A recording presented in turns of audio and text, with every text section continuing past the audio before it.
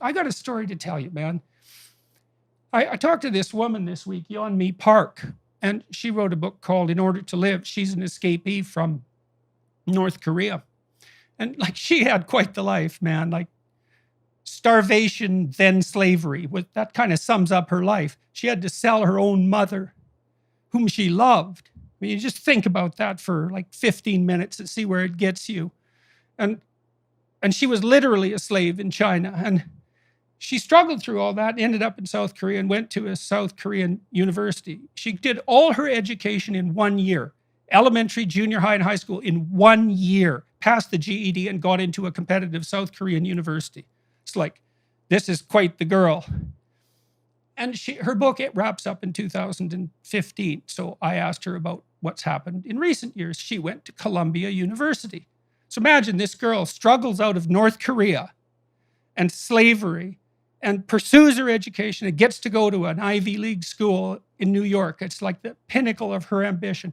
She was drastically affected by George Orwell's Animal Farm when she was in South Korea. It's one of the first classic books she read, and that's what made her decide to write and to speak. So she can understand the value of the humanities like virtually no one else can.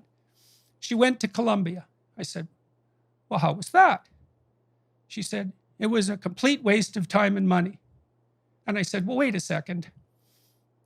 You can't really mean that. Surely in your 4 years studying humanities at Columbia, you must have had one professor or one course that spoke to you, the way that the books that you were reading spoke to you, that the person made the attempt to push past the limitations of the institution and mentored you. She mentioned one human biology class where she learned about evolution, but said that that was all twisted by political correctness near the end. And that was all she could muster up for 4 years of she said that she felt just about as stymied in her freedom of speech at Columbia University studying humanities as she did in bloody North Korea. That's what we're doing to our young people. It's so appalling, so appalling. There's so much that people can be offered. This richness of the past, so much that's desperately necessary. This isn't optional. The idea that man does not live by bread alone. That's not religious claptrap. That's, she said she was in this room in South Korea, a little room full of books. She studied so hard she had to go to the hospital because she forgot to eat.